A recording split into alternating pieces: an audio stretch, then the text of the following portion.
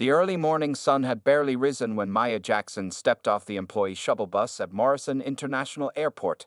At 16, she was the youngest member of the cleaning staff, working part-time to help her mother with the bills. Her dark hair was neatly pulled back in a practical braid, and her uniform, though slightly big for her slim frame, was always clean and pressed. "Morning, Maya," called out Mrs. Thompson, the supervisor, as Maya signed in. "Private hangars need attention today. The rich folks are coming in for some big meeting." Maya nodded with a small smile. She didn't mind the private hangar section. It was usually quieter than the main terminal, and she could work at her own pace. Plus, she secretly loved looking at the beautiful private jets, even though she knew she'd probably never fly in one. The morning went by normally as Maya cleaned the waiting areas and bathrooms. She had just finished mopping the floor in Hangar C when something strange happened. As she pushed her cleaning cart toward Hangar D, where a sleek white and silver jet was parked, a wave of dizziness hit her. Maya grabbed the wall to steady herself. The fluorescent lights above her started to flicker, and suddenly, the world around her changed. In her mind's eye, she saw the beautiful jet, but it wasn't on the ground anymore. It was in the air, high above the clouds. Then, without warning, flames burst from its engines.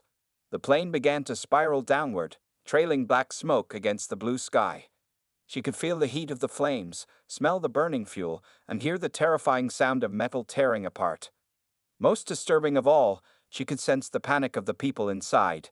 Their fear was so real it made her stomach turn. Just as quickly as it started, the vision ended. Maya found herself back in the hangar, her hands shaking and her forehead covered in cold sweat. She had experienced strange feelings before, like the time she knew her little brother was going to fall off his bike before it happened, or when she woke up knowing her grandmother was sick before the phone call came, but nothing like this. Looking at the jet in front of her, Maya noticed men in expensive suits walking toward it. One of them stood out from the rest, a tall Asian man in his 40s, wearing a perfectly tailored gray suit. He carried himself with the confidence of someone important, and the others seemed to defer to him. Maya's heart started racing. She knew, with a certainty she couldn't explain, that this was the plane from her vision. These were the people she felt in danger. The thought of staying quiet made her feel sick to her stomach. But what could she do? She was just a cleaning girl, a teenager from the poor side of town. Who would believe her if she said she'd seen their plane crash in a vision? They'd think she was crazy, or worse, trying to cause trouble. She could lose her job, and her mother couldn't afford that. As Maya wrestled with these thoughts, she watched the ground crew doing their final checks. Everything looked normal to them. The pilot was going through his pre-flight checklist. Security guards stood at their posts, carefully watching the area. The men were getting closer to the plane now. Maya's hands gripped her mop handle tightly as she fought an internal battle. The image of the burning plane flashed through her mind again, and she knew she couldn't live with herself if something happened and she hadn't tried to stop it. Taking a deep breath, Maya made her decision. She knew it might cost her job. People might laugh at her or think she was lying. But none of that mattered if there was even a small chance she could save their lives. Letting go of her cleaning cart, Maya started walking toward the group of men. Her heart was pounding so hard she could hear it in her ears. Security had already noticed her movement and was watching carefully. The man in the gray suit was just about to climb the stairs to the jet. It was now or never. "Please, sir," Maya called out, her voice stronger than she expected. "You can't get on that plane." Security guards moved quickly, their faces stern as they approached Maya. The Asian man in the gray suit, Richard Chen, CEO of Chen Technologies, turned around with a slightly annoyed expression. Everyone in the hangar stopped what they were doing to watch the scene unfold. "Miss, this is a restricted area," one of the security guards said firmly, reaching for Maya's arm. "You need to return to your assigned section immediately." Maya's heart was racing, but she stood her ground. "Please, sir," she said again, looking directly at Mr. Chen. "The plane? Something's wrong with it. It's going to crash." Mr. Chen's assistant, a woman in a sharp business suit, stepped forward. "Mr. Chen is on a very tight schedule. Please return to your duties before we have to report this interruption to your supervisor." But Maya noticed something change in Mr. Chen's expression. He held up his hand, stopping the security guards from removing her. "Wait," he said, his voice calm but commanding. "Let her speak." He walked down the stairs and approached Maya, studying her carefully. "Young lady, that's a very serious claim you're making," he said. "What makes you think there's something wrong with my plane?" Maya swallowed hard. This was the difficult part, explaining something she didn't fully understand herself. I saw it," she said, her voice shaking slightly. "I had a vision. The plane was in the air, and then there were flames coming from the engines. It was falling, and—" She stopped, seeing the skeptical looks on everyone's faces. "Sir, she's clearly trying to cause trouble," the head of security said. "She's just a cleaning girl. How could she possibly know anything about aircraft mechanics?" Mr. Chen didn't respond immediately. Instead, he kept his eyes on Maya, noticing how her uniform badge identified her as Maya Jackson. "Tell me, Maya, why would you risk your job to tell me this? You must know how this sounds." Maya felt tears forming in her eyes, but she blinked them back. "Because I couldn't live with myself if something happened, and I didn't try to stop it. I know it sounds crazy. I know I'm just a cleaning girl. But I also know what I saw, and it was real." There was something in her voice, a certainty that didn't match her age or position, that made Mr. Chen pause. He had built his fortune by trusting his instincts about people, and something about this young girl's intensity caught his attention. "Sir, we're already running late for the merger meeting," his assistant reminded him anxiously. Mr. Chen nodded slowly, then made a decision that would change both their lives forever. "Call Harrison," he told his assistant. "Tell him to get his best maintenance team here immediately. I want them to do a complete check of this aircraft." "But sir," several voices protested at once. "Better to be late than sorry," Mr. Chen said firmly. He turned back to Maya. "If you're wrong about this, you understand there will be consequences?" Maya nodded, relief flooding through her.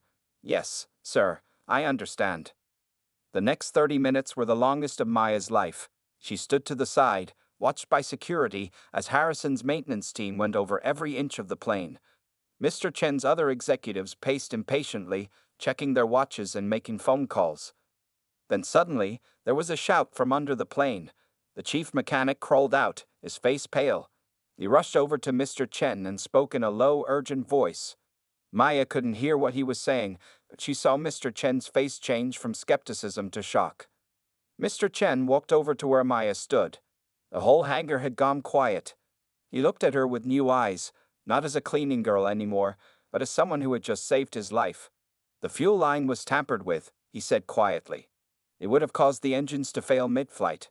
"How did you know?" Within an hour, Morrison International Airport's private hangar area was swarming with FBI agents. Maya sat in a small office, feeling overwhelmed as she faced two serious-looking investigators.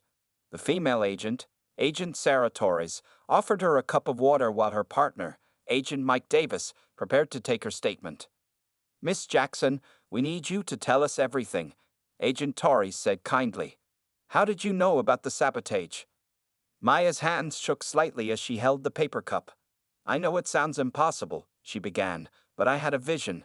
I saw the plane burning in the sky." She explained everything she had experienced, watching the agents exchange glances.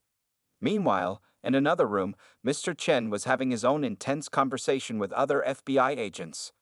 "I want to know who tried to kill me," he said firmly. "And I want to understand how a 16-year-old cleaning girl knew about it before anyone else."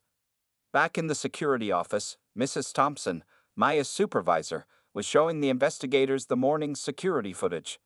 The cameras had captured something interesting, a figure in maintenance uniform entering the hangar at 4:30 a.m., long before the regular shift started. "That's not one of our maintenance workers," Mrs. Thompson said, squinting at the screen. "I know all my staff, and this person isn't one of them." The investigation moved quickly. By afternoon, FBI forensics teams had discovered fingerprints on the damaged fuel line.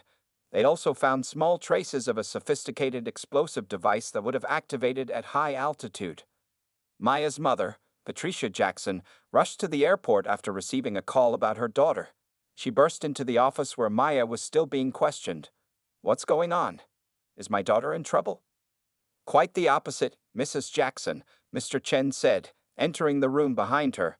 "Your daughter saved my life today, and possibly the lives of my entire team." The investigators shared what they had learned so far. The fingerprints belonged to someone they hadn't expected. James Morrison, Mr. Chen's own head of security, who had called in sick that morning. When agents went to his house, they found it empty, with signs of a hasty departure. Morrison had access to everything. Agent Davis explained. The hangar, the maintenance schedules, the flight plans. He could have easily planned this sabotage. Mr. Chen looked troubled. But why? I trusted him. He's been with my company for 8 years. Just then, another agent rushed in with a laptop. Sir, we found something in Morrison's email records. He's been communicating with someone at Global Tech Industries. Mr. Chen's face darkened. Global Tech Industries was his biggest competitor, and they had been trying to stop his company's latest technology breakthrough from reaching the market. The merger meeting he was heading to today would have sealed a deal worth billions. Throughout all this, Maya sat quietly, trying to process everything that was happening. Her simple part-time job had somehow landed her in the middle of what seemed like a movie plot. Agent Torres turned back to Maya. We need to ask you again, are you absolutely sure you've never met James Morrison? Never overheard any conversations about this? No, Maya said firmly. I only saw what was going to happen in my vision. I can't explain how I knew. I just knew.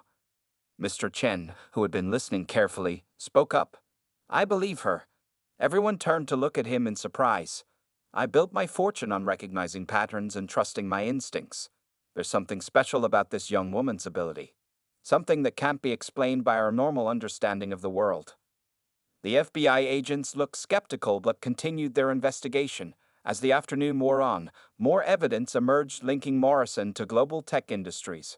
Bank records showed large deposits made to offshore accounts in his name. Maya and her mother were finally allowed to leave, but not before Mr. Chen asked for their contact information. This isn't over, he told Maya. You have a gift, and I have a feeling we were meant to cross paths today. As Maya left the airport with her mother, she saw news vans starting to arrive. She knew her quiet life was about to change forever. The next morning, Maya woke up to find her small family home surrounded by news reporters. Her mother pulled the curtains closed and unplugged their phone, which hadn't stopped ringing since dawn. The story of a teenage cleaning girl saving a billionaire's life had spread like wildfire. Maya, her mother called from the kitchen. Mr. Chen's assistant just texted. They want us to meet them at their company headquarters downtown. They're sending a car. 30 minutes later, a sleek black SUV with tinted windows pulled up outside their house. The driver helped them navigate through the crowd of reporters, shielding them with an umbrella even though it wasn't raining. At Chen Technologies, they were taken directly to the top floor. The building was like nothing Maya had ever seen, all glass and steel, with amazing views of the city. Mr. Chen was waiting in his office with several FBI agents and a man they introduced as Kyle Bennett, the company's chief financial officer. Thank you for coming, Mr. Chen said, gesturing for them to sit on a comfortable leather couch. We've made some disturbing discoveries overnight. Agent Torres stepped forward with a laptop. We found encrypted emails on Morrison's computer. This goes much deeper than we thought. She turned the screen to show them a complex chart of names and connections. It wasn't just Morrison, Agent Davis added. We've uncovered a whole network of people involved in this plot, and it leads right back to this building. Maya watched as Mr. Chen's face grew serious. Kyle Bennett shifted uncomfortably in his chair, loosening his tie slightly. Someone inside my company, Mr. Chen said slowly, has been selling our technology secrets to Global Tech Industries for months. The sabotage attempt was meant to stop me from reaching yesterday's merger meeting because they knew the deal would expose their fraud. Maya noticed that Mr. Bennett was sweating now, his eyes darting toward the door. Before anyone could react, he suddenly jumped up and pulled something from his jacket. Nobody move, he shouted, holding up what looked like a small remote control. This building's security system is rigged. One press of this button and every door locks, every elevator stops. The FBI agents reached for their weapons, but Bennett held up his other hand. Don't. You shoot me, my finger slips, and hundreds of people get trapped. Some might panic, get hurt. Do you want that, Richard? Mr. Chen stayed remarkably calm. Why, Kyle?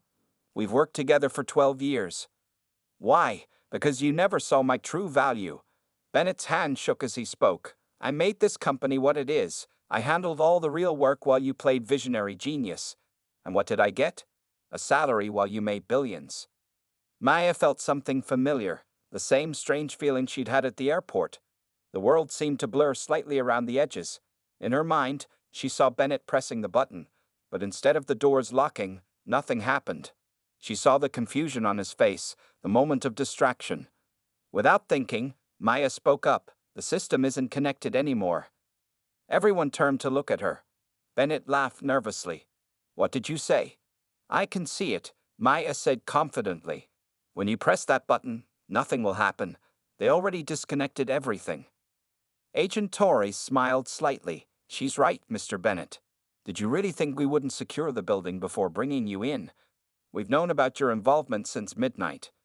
Bennett's face fell. He looked at the remote in his hand, then pressed the button desperately. Nothing happened. In the next moment, the FBI agents had him on the ground in handcuffs. As they led Bennett away, Mr. Chen turned to Maya with amazement. You saw that too? Just like with the plane? Maya nodded. It was similar, but clearer this time. Like watching a movie in my head for just a second. Extraordinary, Mr. Chen murmured. Simply extraordinary. He looked at Maya's mother. Mrs. Jackson, I would very much like to help your daughter understand this gift she has. With your permission, of course. Maya and her mother exchanged glances. They both knew their lives would never be the same after this. 2 weeks after the dramatic events at Chen Technologies, Maya sat in a comfortable chair in Dr. Sarah Martinez's office. The respected parapsychologist had flown in from California at Mr. Chen's request to help Maya understand her abilities. Tell me about the first time you remember having a vision, Dr. Martinez said gently, her notebook open on her lap. Maya thought carefully. I was 7. My little brother Marcus was riding his new bike. Suddenly, everything went fuzzy, and I saw him falling and breaking his arm. 5 minutes later, it happened exactly as I'd seen it. Outside the office, Maya's mother and Mr. Chen watched through a one-way window. Chen Technologies had converted an entire floor into a research space dedicated to understanding Maya's gift. Has she shown any signs of being overwhelmed by all this? Mr. Chen asked Mrs. Jackson. Actually, she seems calmer now, her mother replied. Before, she was always afraid of these visions. She thought something was wrong with her. Now, she's starting to accept it. Inside the office, Dr. Martinez was showing Maya a series of cards. Don't try to guess what's on them, she explained. Just tell me if you get any feelings or visions about them. Maya looked at the first card and immediately gasped. This one, something bad happens with it. I see. Water damage? Yes, this card gets ruined by a cup of coffee in about 10 minutes. Dr. Martinez made a note but didn't react. She placed the card on her desk and continued with the others. Exactly 9 minutes later, her assistant brought in coffee. As she reached for the cup, Maya called out, "Wait!" But it was too late. The assistant's hand bumped the cup, spilling coffee across the desk. The only card that got wet was the one Maya had pointed out. Later that afternoon, Maya sat with Mr. Chen in his office. The city stretched out below them through the floor-to-ceiling windows. Dr. Martinez thinks your ability is growing stronger, he said. Not just seeing big events like the plane crash, but smaller things too. How do you feel about that? Maya looked down at her hands. Honestly, I'm scared, but not like before. Now I'm scared of not using this gift properly. What if I miss something important? What if I could help someone but don't realize it in time? Mr. Chen nodded understanding. That's why we need to help you understand and control it. But Maya, remember, you're still a 16-year-old girl. You have a right to live your life. Just then, Maya's world blurred again. This time, she saw Mr. Chen's son, Tommy, in his college dorm room. He was looking sadly at a letter, then crumpling it up and throwing it away. Your son, Maya said, coming back to the present. He's going to get some bad news today, something about his research project. Mr. Chen looked surprised. Tommy's been working on a major biology project. The results were due today. He quickly pulled out his phone and called his son. A few minutes later, he hung up, shaking his head in amazement. He just got the email. His project failed. He was about to give up on it completely. Tell him not to, Maya said quickly. I saw something else. If he tries one more time, with a different approach, I saw him smiling, holding up a blue ribbon. Mr. Chen sent the message to his son, then turned back to Maya. You know, when I was building this company, everyone said it was impossible, that a poor immigrant's son couldn't compete with the big tech giants. But I believed in myself, just like you need to believe in yourself now. Maya smiled. For the first time since her gift had emerged, she felt truly hopeful about the future. I want to help you develop this ability, Mr. Chen continued. Not just for my company's benefit, but for you to reach your full potential. Your mother tells me you're interested in science. Maya nodded eagerly. I've always wanted to study biomedical engineering, but college is expensive. Let me worry about that, Mr. Chen said with a warm smile. You just focus on understanding this remarkable gift of yours. Something tells me you're going to change many more lives in the future. 1 month had passed since Maya first saved Mr. Chen's life. Her world had changed completely. Instead of cleaning airport floors, she now spent her mornings at a special program Mr. Chen had created at the city's best private school, and her afternoons working with Dr. Martinez to understand her abilities. Today, Maya sat in her new school's science lab, wearing a crisp uniform that still felt strange compared to her old cleaning clothes. Her teacher, Ms. Roberts, was announcing the science fair partners. Maya Jackson and Emma Chen, Ms. Roberts called out. Maya looked across the room at Emma, Mr. Chen's niece. The pretty Asian girl smiled and waved. Maya had worried about fitting in at this expensive school, but Emma had been kind from the start. Want to come to my house after school to work on our project? Emma asked as they left class. Uncle Richard has a whole lab we can use. Later that afternoon, as the girls worked in Mr. Chen's home laboratory, Maya felt the familiar blur of an approaching vision. She grabbed the edge of the table and let it come. Emma, move away from that shelf. Maya shouted suddenly, her eyes snapping open. Emma jumped back just as the shelf's support bracket gave way. Expensive glass beakers crashed to the floor exactly where she had been standing. That was amazing, Emma exclaimed, staring at the broken glass. Is that how you saved Uncle Richard? Maya nodded, still a bit shaky. Her visions now came more clearly, and she was learning to control them better. Dr. Martinez called it a growing awareness. Mr. Chen, who had heard the crash, came running into the lab. When the girls explained what happened, he looked at Maya proudly. Your gift is getting stronger, he said. But that's not the only thing that's impressive about you, Maya. Show her your test scores, Emma. Emma pulled out their recent science tests. Maya got the highest grade in our class, and she'd never even taken advanced chemistry before. Maya blushed. It was true, since starting at the new school, she had discovered she had a natural talent for science. Mr. Chen's special program had helped her catch up quickly with the other students. That evening, Maya's mother came to pick her up from the Chen mansion. She was wearing a new nurse's uniform. Mr. Chen had helped her get into an advanced nursing program she'd always dreamed about. How was your date, honey? Her mother asked as they drove home. It was? Maya paused as another vision hit her. This one showed their old apartment building. Mom, we need to go to our old place right now. They rushed to their former apartment building. Maya ran up the stairs to Mrs. Garcia's apartment, their elderly former neighbor. She knocked urgently on the door. Mrs. Garcia opened it, looking surprised. Maya, what are you doing here? Maya could smell gas. Mrs. Garcia, your stove is leaking. We need to get everyone out now. Within minutes, the fire department confirmed a dangerous gas leak that could have caused an explosion. As they fixed the problem, Mrs. Garcia hugged Maya tightly. First, you save a millionaire, now our whole building, she said. God has given you a special purpose, Mijita. Later that night, Maya sat in her new bedroom in the small house Mr. Chen had helped them rent. Her walls were covered with science posters, and her desk held both school books and Dr. Martinez's exercises for developing her gift. Her phone buzzed with a text from Mr. Chen. Proud of what you did today. Remember, tomorrow you're meeting with the research team.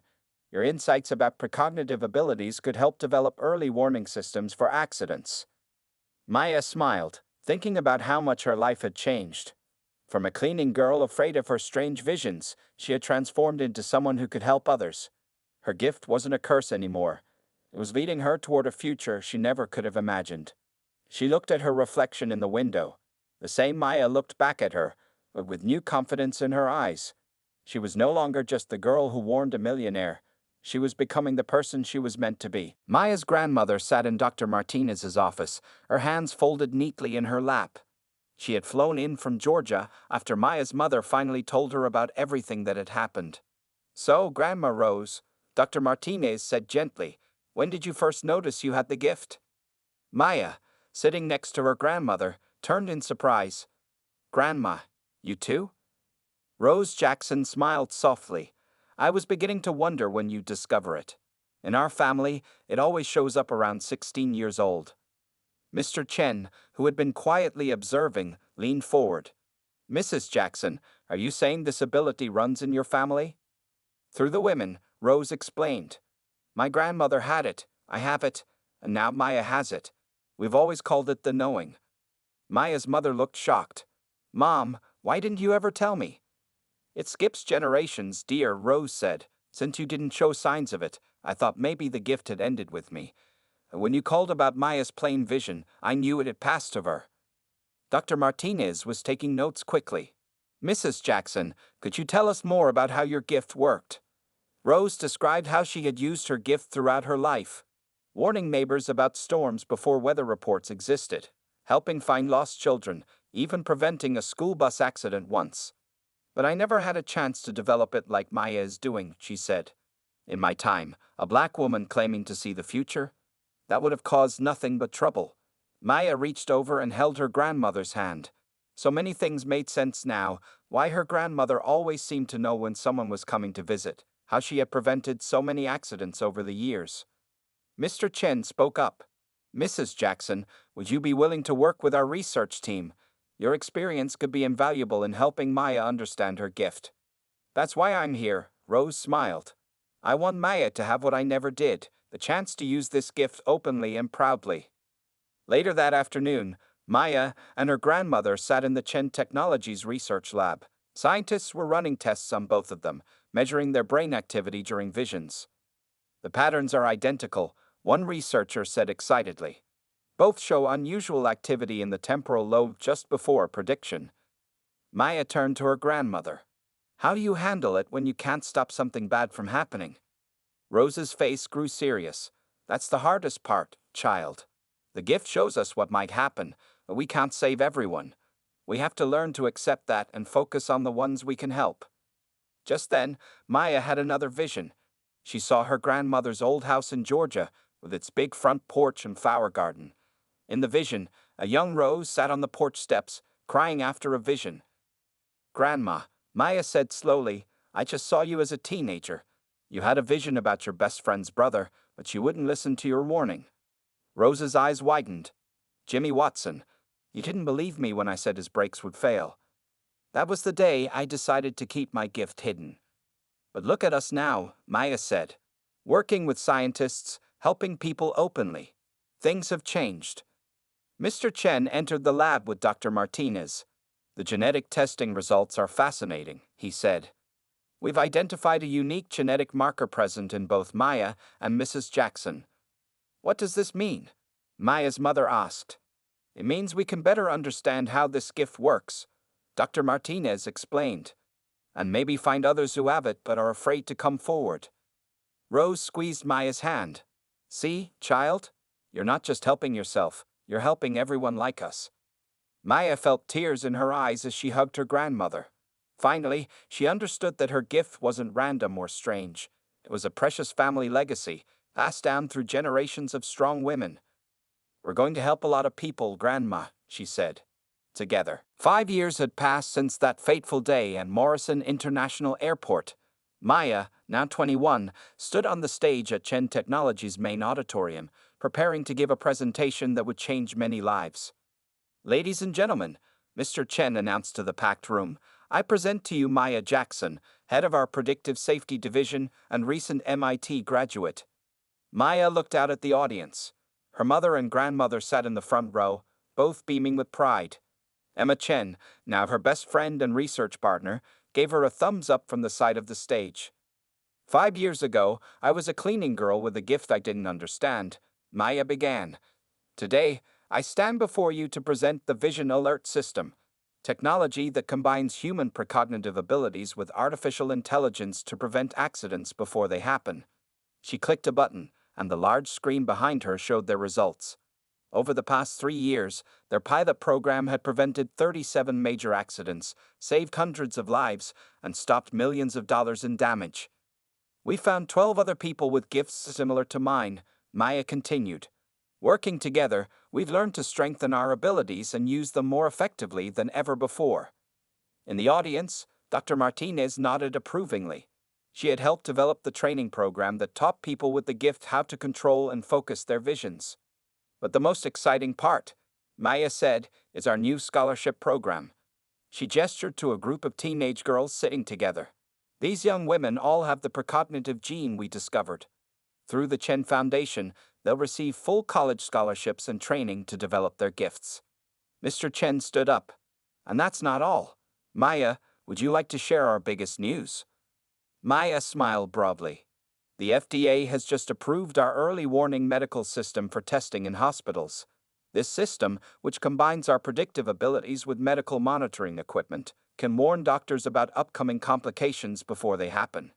The audience broke into applause. In the back of the room, Maya noticed Mrs. Garcia, her former neighbor, who now worked as a nurse in one of their test hospitals. She had helped save 3 patients already using the new system. After the presentation, Maya met with her family in Mr. Chen's office. The view of the city was the same, but now her framed MIT diploma hung on the wall beside his. Did you ever imagine this 5 years ago? Her mother asked, hugging her. Actually, Grandma Rose said with a twinkle in her eye, I had a feeling about it. The gift showed me Maya would do great things. Maya felt the familiar blur of a vision coming.